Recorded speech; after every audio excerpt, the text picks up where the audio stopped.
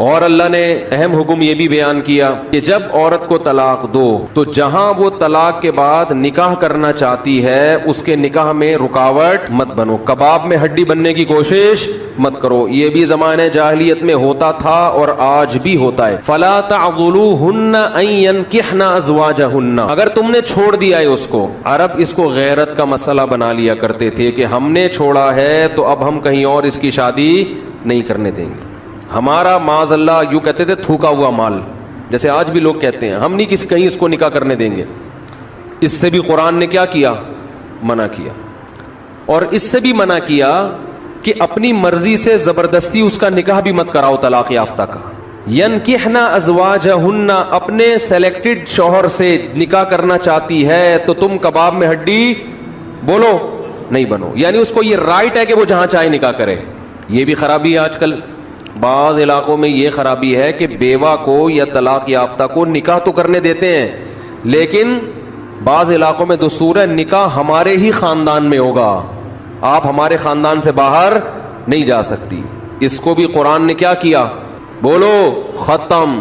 نکاح بھی سے بھی نہیں روک سکتے اور نکاح بھی وہاں ہوگا جہاں آپ نہیں بلکہ یہ چاہے گی۔ اس میں اللہ نے عمر کی کوئی قید نہیں لگائی، 40 سال کی بیوہ یا طلاق یافتہ ہو، 50 سال کی ہو، 55 سال کی ہو، یہ تمہارا ہیڈ ایک نہیں ہے، تمہیں زیادہ ٹینشن لینے کی ضرورت نہیں ہے۔ لوگ بڑی ٹینشن لے رہے ہوتے ہیں کہ تمہیں ضرورت کیا ہے، اب 4 بچے ہیں تمہارے، 5 بچے ہیں، اس عمر میں تمہیں شادی کرتے ہوئے شرم نہیں آتی؟ چھوڑو بھائی، کیا ضرورت ہے؟ تو اللہ فرماتے ہیں کہ تمہیں ٹینشن لینے کی ضرورت بولو یہ اس کا ہیڈ ایک ہے، یہ تمہارا ہیڈ ایک نہیں ہے۔ جیسے کوئی 4 شادیاں کر رہا ہے تو اس کا ہیڈ ایک ہے نا، آپ کا ہیڈ ایک تھوڑی ہے یہ۔ آپ پتہ نہیں کیوں پریشان ہیں، مفتی صاحب وہ کیا ہو گیا، وہی ان کا ہیڈ ایک ہے، آپ کا ہیڈ ایک نہیں ہے یہ۔ میں اپنی بھی درمیان میں لگا دیتا ہوں نا۔ تو ہر ایک کے ہیڈ ایک ہم نے پالے ہوئے ہیں، وہ یہ کیوں کر رہا ہے، وہ یہ کیوں کر رہا ہے، وہ کم عمر سے شادی کیوں کر رہا ہے، وہ بڑی عمر سے شادی کیوں کر رہی ہے، یہ ہوتے ہیں نا لوگوں کے مسائل۔ اس نے یہ کیوں کر لیا؟ ایک خاتون نے مجھے بتایا کہ وہ ایک دفعہ بیوہ ہوئی، اللہ کی قدرت دوبارہ شادی، دوبارہ بیوہ ہو گئی۔ تیسری دفعہ جب ان کی شادی ہو رہی تھی لوگ مذاق اڑا رہے تھے، بس کرو یار 2 دفعہ بیوہ ہو گئی، اب آرام سے بیٹھو۔ اب وہ بیوہ تو کوئی بھی ہو سکتا ہے، جوانی میں بھی عورتیں بیوہ ہو جاتی ہیں۔ تو اب دیکھو لوگوں کو تکلیف ہو رہی ہے، بھائی یہ اس کا ہیڈ ایک ہے۔ اچھا لوگ اس سے شادی کرتے ہوئے ڈر رہے تھے ان سے کہ میں بھی بیوہ پھر میں نہ مر جاؤں، تو اس کا اس سے کوئی تعلق نہیں ہے۔ ہو سکتا ہے 2 دفعہ بیوہ ہونا تقدیر میں لکھا ہو، 3 دفعہ نہ ہو۔ یہاں مجھے وہ چٹکلا یاد آتا ہے، وہ ایک آدمی نے، ابے چھوڑو چٹکلوں کو، بھی قرآن کو فوکس کرتے ہیں۔ آخر میں چٹکلے ہونا یہ صحیح ہوتا ہے، درمیان میں ہی آ جائیں تو پھر سارا موضوع چینج ہو جاتا ہے۔ اتنے اچھے احکام بیان ہو رہے ہیں قرآن کے، آگے اس کو آپ نے لوگوں کو بتانا بھی ہے۔ تو اللہ نے حکم دیا کہ طلاق کے بعد ایک دھیلا واپس نہیں لینا، خلا کی صورت میں لے سکتے ہو مگر خلا بھی شوہر کی رضا سے ہوتا ہے، یک طرفہ نہیں ہوتا، یاد رکھیں۔ دوسرا کام تم نے کیا کرنا ہے، اس کو کہیں اور نکاح سے روکنا نہیں ہے۔ تیسرا کام یہ کرنا ہے نکاح بھی وہاں کرنا ہے جہاں وہ چاہتی ہے، تمہاری مرضی نہیں مسلط ہوگی، اس کی مرضی چلے گی۔ اور اگر پرانے شوہر سے نکاح کرنا چاہے اور 2 طلاقیں ہوئی ہوں تو وہاں بھی کر سکتی ہے، کیونکہ آیت کا ایک شان نزول بھی ہے۔ ایک صحابی نے اپنی بہن کا نکاح کسی صحابی سے کرایا، تھوڑے دنوں میں طلاق ہو گئی، طلاق ایک تھی، عدت ختم ہوئی، نکاح ختم۔ اب تھوڑے دنوں کے بعد دوبارہ ان دونوں کا دل چاہنے لگا کہ ہم آپس میں کمپرومائز کر لیں۔ ہوتا ہے وقتی طور پر اختلافات بہت زیادہ ہوتے آتے ہیں، جب دور رہتے ہیں تو آپس میں میلان ہونے لگتا ہے۔ لیکن وہ جو صحابی تھے نا جن کی بہن کو طلاق ہوئی تھی، انہوں نے کہا کہ اب میں اپنی بہن کا نکاح دوبارہ اس آدمی سے بولو نہیں کروں گا، اور کہا کہ یا رسول اللہ میں نے ان کی عزت کی، ان کو اپنی بہن نکاح میں دی، انہوں نے لڑائی جھگڑا کر کے طلاق دے کے میرے گھر میں بٹھا دیا، تو میں کیسے دوبارہ؟ ایک ذلت محسوس ہوتی ہے نا انسان کو۔ قرآن میں اللہ نے آیتیں نازل کی کہ اگر وہ اپنے شوہر سے نکاح کرنا چاہتی ہے تو درمیان میں رکاوٹ مت بنو۔ لڑے بھی وہ خود تھے، اب جڑ بھی خود رہے ہیں، نہیں آ رہی بات؟ اس کو بھی لوگ غیرت کا مسئلہ بنا لیتے ہیں، سسر صاحب بنا لیتے ہیں، میرے داماد نے میری بیٹی کو طلاق دی ہے، میں تو نہیں واپس بھیجوں گا۔ بھائی دنیا میں جو آدمی میں لچک نہیں ہے نا، فلیکسیبلٹی نہیں ہے، لچک نہیں ہے جس میں، وہ کبھی بھی کامیاب نہیں ہو سکتا۔ یاد رکھو یہ جو ہوتا ہے نا میں اصول کا پکا، بھائی اصول کا پکا ہونا تو اچھا ہے، لیکن یہ اصول ہی غلط ہے کہ جو کہہ دیا تو اس پہ قیامت تک قائم رہنا ہے، یہ اصول ہی غلط ہے۔ اصول یہ ہونا چاہیے کہ جب موقع کی مناسبت سے جو بات ٹھیک لگے گی اپنے آپ کو چینج کر لوں گا، یہ اصول ٹھیک ہے, اس اصول پہ پکے رہو, اور یہ نبی سے ہمیں ملتا ہے یہ اصول. حدیث میں آتا ہے ایک صحابی نبی کے پاس آئے, مجھے صدقہ چاہیے, یہ چاہیے, وہ چاہیے. آپ نے فرمایا اللہ کی قسم تم پر خرچ نہیں کروں گا میں. وہ چلے گئے, آپ نے دوبارہ بلایا, فرمایا ان پہ صدقہ کرو, دے دو. وہ پریشان, یا رسول اللہ آپ نے تو قسم اٹھائی تھی کہ میں آپ کو نہیں دوں گا. آپ نے فرمایا من رأى على يمين فرأى غيرها خيرا منها فليكفر عن يمينه, کہ جو شخص کسی بات پہ قسم اٹھا لے, جائز بات ہو, کوئی اگر حرام پہ قسم اٹھائی وہ تو بچنا لازم ہے نا, کہ میں گناہ نہیں کروں گا, وہ تو ویسے ہی حرام ہے. جائز کام, صدقہ تو جائز ہے نا, بلکہ ثواب ہے. فرمایا کوئی کسی جائز کام پہ قسم اٹھائے, پھر بعد میں اس کو خیال ہو کہ مجھے قسم توڑ دینی چاہیے, اس کا مائنڈ کیا ہو گیا, چینج, تو اسے چاہیے قسم توڑ دے اور کفارہ ادا کر دے, اس قسم پہ قائم بولو نہ رہے. قسم پہ جب قائم نہ رہنے کا حکم ہے تو بغیر قسم کے میں نے جو بول دیا بس وہ پتھر پہ لکیر بن گیا, یہ تو پاگل اور گدھے ہونے کی علامت ہے. قسم بھی اگر کھا لی ہو تو بھائی اس وقت یہ خیال تھا کہ نہیں دینا, اب زمینی حقائق کہہ رہے ہیں کہ اس کو دینا ہے, تو اب قسم توڑو, کفارہ ادا کرو اور دے دو. بات نہیں آ رہی میرا خیال ہے. یہ کس کی سیرت ہے, نبی کی. نبی سے زیادہ کسی کی پکی زبان ہو سکتی ہے, لیکن ایسی لچک سکھائی ہے کامیاب بننے کے لیے کہ یہ نہیں کہ جو کہہ دیا تو وہ پتھر پہ لکیر. گراؤنڈ ریئلٹی کے لحاظ سے, ماحول کے چینج ہونے کے لحاظ سے آپ نے اپنا رویہ کیا کرنا ہے, چینج کرنا ہے. اس وقت آپ کی رائے یہ تھی, اب آپ کی رائے وہ ہے, کیونکہ زمینی حقیقت بھی چینج ہوتی ہے اور انسان کی نالج بھی چینج ہوتی ہے اور انسان کی رائے بھی چینج ہوتی ہے. بعض دفعہ نالج چینج نہیں ہوتی, انسان تانے بانے ملا کے ایک رائے قائم کرتا ہے, بعد میں جب اور گہرا سوچتا ہے تو اسے لگتا ہے کہ وہ رائے ٹھیک نہیں تھی, تو وہ اسٹیٹمنٹ اس کا کیا ہو جائے گا, چینج. کوئی بات نہیں, دن میں 100 دفعہ چینج ہو جائے. ناکام وہ ہے جو کہہ دیا تو اڑ گیا, بس کچھ بھی ہو جائے.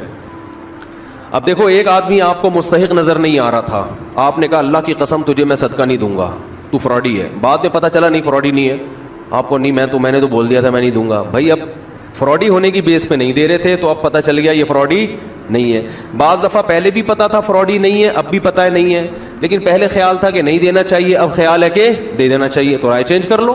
بہت مشکل ہے. اور گھریلو جھگڑوں میں تو میاں بیوی کی طبیعت میں اگر لچک نہیں ہے نا, 4 دن بھی ان کا رشتہ نہیں چل سکتا. یہ تو مجھ سے ابھی لکھوا کے سگنیچر انگوٹھے لگا لو, جیسے سبزی والے نہیں ٹھپے لگائے تھے انگوٹھے لے کے گھوم رہا ہوں. لیکن آپ انگوٹھے نہیں, آپ مجھے پکڑ لینا, میں کہاں بھاگوں گا. وہ جب بھی انگوٹھے کی بات آتی ہے مجھے وہ سبزی والا یاد آتا ہے جس کو میں نے بزنس کے لیے پیسے دیے تھے, اور اس نے ایمانداری میں اسٹیمپ پیپر پہ اپنے انگوٹھے لگا کے دیے تھے. جب وہ پیسے لے کے بھاگا تو 3 سال میں نے وہ انگوٹھے سنبھال کے رکھے. اب لوگ مجھے کہتے ہیں نا, وہ فلاں آدمی کو میں اتنے کروڑ روپے دے رہا ہوں تو اتنا ایماندار ہے, میں تو اسٹیمپ پیپر پہ لکھوا رہا ہوں اور انگوٹھے بھی لگوا رہا ہوں. میں کہتا ہوں یہ انگوٹھوں کا تذکرہ میرے سامنے مت کیا کرو, انگوٹھوں سے کچھ بھی نہیں ہوتا. بندہ اگر 2 نمبر ہے, اسٹیمپ پیپر بکری کو کھلا دینا, کسی کام کا نہیں ہے یہ اسٹیمپ پیپر, عدالت سے بھی نہیں نکلوا سکتے. سمجھتے ہو, لکھوایا کرو ضرور, لیکن اس سے ہوگا کچھ بھی نہیں. عدالت انگوٹھا دیکھ کے بولے گی بس ٹھیک ہے انگوٹھا, اب انگوٹھے کو پکڑ کے جیل میں ڈال دو, بس انگوٹھے کو دیے تم نے پیسے. بندہ تو پکڑائی میں آئے گا ہی نہیں, آ بھی گیا تو کچھ بھی نہیں کر سکتے. عدالت کہے گی دیے کیوں تھے.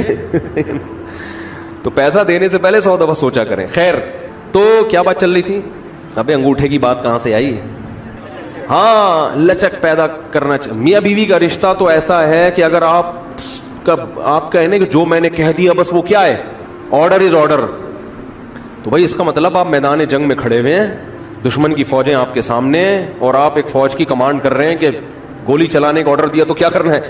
یہ گھر ہے, یہ میدان جنگ بولو نہیں ہے. یہاں آپ کا اسٹائل یہ ہونا چاہیے, آپ نے بیوی کو آرڈر دیا, گراؤنڈ ریئلٹی یہ کہہ رہی ہے کہ بھائی میرا روب اس پر بیٹھا ہوا ہے اور وہ پکوڑے بنا کے خود ہی کھا رہی ہے, آپ کو ایک لقمہ بھی نہیں کھانے دے رہی. آپ غصے میں آئے, آپ نے کہا بیگم مزید پکوڑا اگر کھایا نا تو گراؤنڈ ریئلٹی کہہ رہی ہے کہ اس دھمکی سے یہ پکوڑے کھانا چھوڑ دے گی نا. لیکن آگے اس کا ایٹیٹیوڈ آپ نے دیکھا, اس نے کہا تو کیا کر لے گا, فوراً وہ کرچھلی اٹھائی, تو کیا کر لے گا, فوراً لچک پیدا کرو. بولو تو صبر کروں گا اور کیا کروں گا. یہ کامیاب, یہ گھر کیا کیسے چلے گا, یہ رشتہ جوڑا رہے گا.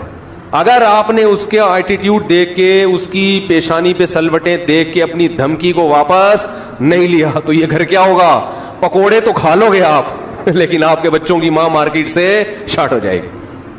تو اس میں گھر کے اندر کا اصول لچک، کامیاب آدمی وہ، ہاں ناقابل برداشت کوئی معاملہ ہو جائے تو ایک الگ بات ہے.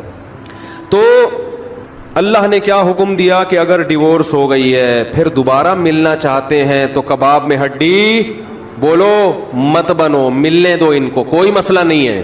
ہاں یہ قرآن نے کہا ہے کہ اس شرط میں ملیں کہ ان کا اپنے بارے میں یہ خیال ہو کہ دوبارہ وہ جھگڑے نہیں کریں گے. ایسا نہ ہو ملتے پھر وہی ٹینشنیں شروع کر دیں. اب دوبارہ اپنی اصلاح کر کے آئیں کہ بھئی اب ان ماضی کے قصوں کو چھیڑنا نہیں ہے.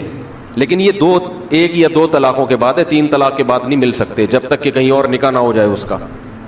تو خیر قرآن مجید میں اس میں اللہ نے یہ بھی حکم دیا وَلَا يَحِلُّ لَهُنَّ أَن يَكْتُمْنَ مَا خَلَقَ اللَّهُ فِي أَرْحَامِهِنَّ. 100 روپے میں حور کا چانس لینے میں کوئی حرج نہیں. لیکن یہی مولوی صاحب اگر آپ سے کہیں کہ 5 کروڑ روپے اس ڈبے میں ڈال دو اور گارنٹی سے کہتا ہوں کہ تمہیں 70 حوریں ملیں گی، آدمی کہتا ہے مولوی صاحب 70 کیا 70,000 بھی ہو نا، 5 کروڑ کی رقم میں داؤ پہ لگانے نہیں ملی تو کیا ہوگا؟ کیا خیال ہے؟ کیا خیال ہے بھائی؟ نہیں ملی تو کیا ہوگا؟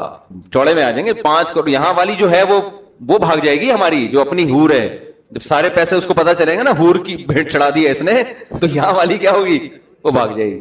بڑی قربانی انسان ناممکن ہے جب تک اپنی آنکھوں سے یہی منظر 70 حوریں لا کے اس کے سامنے کھڑی کر دی جائیں اور کہے 5 کروڑ روپے دے اور یہ 70 حوریں لے جا، پھر گن پوائنٹ پہ نا لوگوں سے چھین کے 5 کروڑ روپے کا انتظام کرے گا.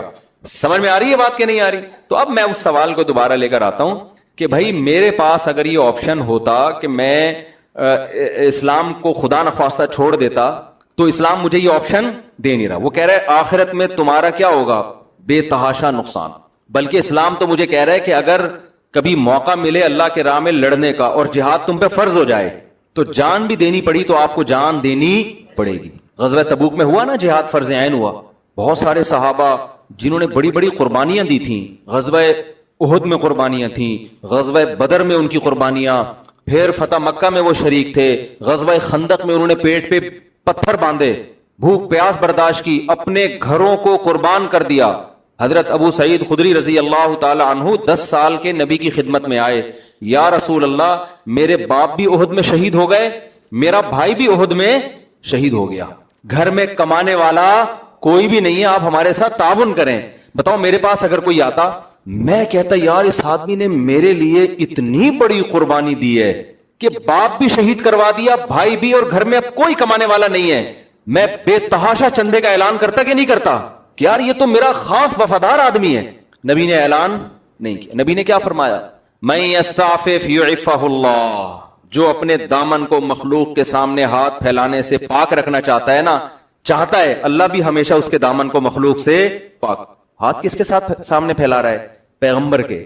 لیکن پیغمبر اپنے آپ کو بھی مخلوق کی فہرست میں لا رہے ہیں، خالق کی فہرست میں نہیں لا. پیغمبر سے بڑا کوئی ہو سکتا ہے؟ لیکن نبی کیا کہہ رہے ہیں؟ میں بھی تو مخلوق ہوں. اچھا جو کمزور ایمان والے لوگ تھے ان کو نبی نے چندہ کر کے دیا، جن کا خیال تھا نا کہ یہ پکے ایمان والے ان کو نہیں دیا، حالانکہ وہ تو زیادہ اپنے ہیں. جو اپنے تھے ان کو پیسے دینے سے منع کر دیا. نہیں بھائی ان کی عادت خراب نہیں ہونی چاہیے. نبی سے بھی نہ مانگے کبھی، اور صراحتاً منع نہیں کیا کہ مت مانگو، اشارے سے منع کیا ہے. من یستعفف یعفہ اللہ. جو اللہ سے پاک دامنی طلب کرتا ہے. پاک دامنی کا کیا مطلب؟ دامن رسوا نہ ہو. پاک دامنی زنا سے بچنے کو بھی کہتے ہیں کیونکہ زنا کرنے سے انسان کی عزت چلی جاتی ہے. پاک دامنی بھیک سے بچنے کو بھی کہتے ہیں کیونکہ مانگنے سے بھی انسان کی عزت چلی جاتی ہے اگر عزت ہو. کیونکہ بہت سے لوگ کہیں گے ہم تو صبح شام مانگتے رہتے ہیں، ہمیں تو کوئی عزت نہیں جا رہی ہماری. وہ ایک آدمی کسی محلے میں گیا، آیا، کہتا ہے یار اللہ کا شکر ہے کہ میری عزت نہیں ہے. میں نے کہا اس میں شکر کی کیا بات ہے؟ کہنا اگر عزت ہوتی تو آج میری بہت زیادہ بےزتی ہو جانی تھی. آج میں نے ایسا کام کیا اس محلے میں کہ میری اگر عزت ہوتی نا تو آج میں بہت بے عزت ہو جاتا. تو کہہ رہے شکر ہے میری پہلے سے سرے سے کوئی عزت تھی نہیں. تو ہمیشہ بے عزتی عزت دار لوگوں کی ہوتی ہے، جو بے عزت ہوتے ہیں ان کی کوئی عزت نہیں ہوتی.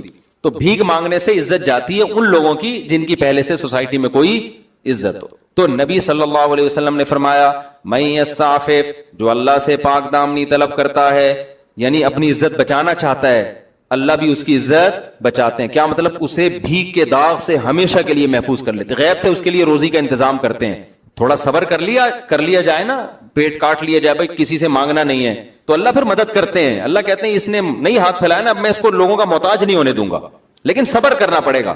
اور پھر دوسری بات نبی نے فرمائی, وَمَن يَتَصَبَّرْ يُصَبِّرْهُ اللَّهُ, جو اللہ سے صبر مانگتا ہے. اب سوال پیدا ہوتا ہے, اس عزت بچانے کے لیے تو بہت صبر کرنا پڑے گا.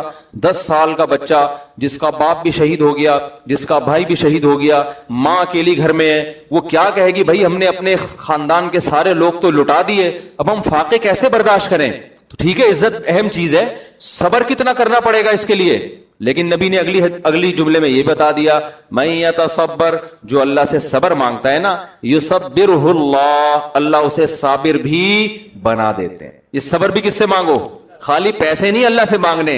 غربت اور مہنگائی میں جو ٹینشن ہوگی, اس ٹینشن کو ختم کرنا بھی کس سے مانگنا ہے, اللہ سے. اللہ مجھے اس پہ صبر دے, تو اللہ صبر دے دیتا ہے.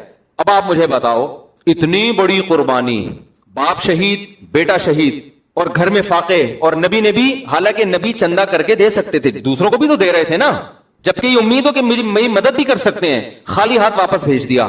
ایسے میں اگلی جنگ کے لیے اگر نبی بلائیں, تو جس کا ایمان ایسا ہو جیسا ہمارا 500 والا, کہ 500 میں ٹرائل بیسس پہ آپ ایک ہور کا رسک لے سکتے ہیں, تو اگر ایسا ایمان ہوتا, اگلی جنگ میں شرکت کرتے.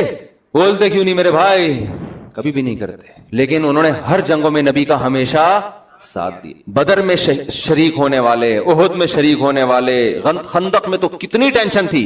اب آپ دیکھو اسلام کو اپنے دعوے کی سچائی کا یقین کتنا ہے, کہ اسلام بھی کوئی لچک نہیں دکھا رہا.